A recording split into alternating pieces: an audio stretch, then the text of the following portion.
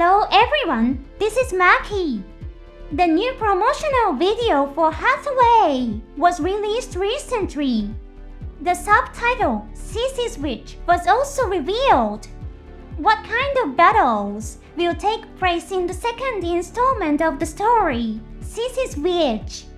The director, Shuko Murose, has revealed some details about the second part in interviews with magazines and at events. Yoshiyuki Tomino advised me that if I were to make the second novel exactly as it is, it would be lacking in entertainment value. Therefore, I plan to change the content. He has said. How will it change? In fact, the first installment differs from the original novel in some ways. Let's take a look at those differences. Attention! This time, I will be giving away spoilers about the novel version, which was completed in 1990. We won't discuss the ending, but if you want to avoid any spoilers, skip today's program. And now for a quick announcement. We are Maki. Our goal this time is to raise funds for the legitimate Maki army that has gathered in number. For just 19 yen a month, you can help fight corruption in the Earth's Federation government. In return, you will receive a name badge and a comment stamp. Now, let's begin the analysis. One of the most notable differences from the original novel is the hijacking scene involving the Shadow Hansen. In the film, the mobile suit used to infiltrate the shuttle turned out to be a GAPLANT, sparking a lot of discussion among fans. In the novel, the hijackers used a base jumper. A base jumper is a military aircraft known for its ability to carry mobile suits during flight. It was used by the Titans. Similar aircraft, such as the Gao Saison and Kessler, appear in Hathaway's story to serve that role. The base jumper used by the hijackers in the novel was supposedly purchased on the black market for military hardware. It was in rough condition, with rust and heavy wear. In contrast, the GAPLANT that appeared in the film was in remarkably clean condition. The Hathaway movie places a strong emphasis on realism. One striking detail is how visibly damaged the GUNDAM shield is after blocking beam weapons. Even in very small shots, the shield is shown dirty and worn. Most viewers probably wouldn't notice if the shield were clean. However, the staff still went out of their way to illustrate the beam-inflicted damage with great care. In contrast, the GAPLANT used by the hijackers is in pristine condition. This clean condition is clearly intentional. It suggests that these hijackers are much better funded and equipped than their counterparts in the original novel. The skill of the GAPLANT pilot is truly astonishing. It attaches the capsule carrying the hijackers to the shadow and escapes. No one on board, not the passengers or the crew, notices that the capsule has been attached. Not even Kenneslek, an active-duty soldier, notices it. So, how was this scene handled in the original novel?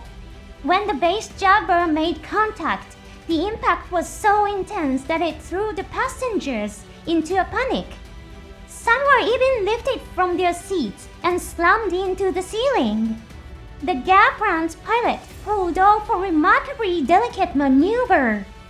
For comparison, consider the piloting skills of Emma Zubin during the story's climax. There's a scene where she tries to intercept a capsule descending from space. Emma's missile closes in on the capsule and extends its arm. However, she fails to connect on the first attempt. It is only on the second try that she successfully links up with the capsule. Emma is a mobile suit pilot with mouth teeth. However, according to the backstory, she's in the reserve because she lacks the necessary piloting skills. Mafti's pilots are individuals with exceptional ability. Gomen Noble, for example, is a former Earth Federation Forces pilot. He was still active as a mobile suit pilot during the events of Shah's counterattack. According to Gomen, he underwent training that was even more intense than real combat. He may be exaggerating, but his skills are undeniably top class. He has survived battles against multiple enemy mobile suits. Although he was ultimately defeated, he managed to disable at least one of them. During the battle between the She-Gundam and the Penelope, he sensed the danger before Lei did. MR is said to be lacking in capability, but its competitors are veteran pilots like Gomen. Nevertheless, Hathaway chose her to carry out the capsule recovery operation. Hathaway is portrayed as someone who makes cold pragmatic decisions when it comes to missions. He wouldn't assign someone to such an important role just because he likes them.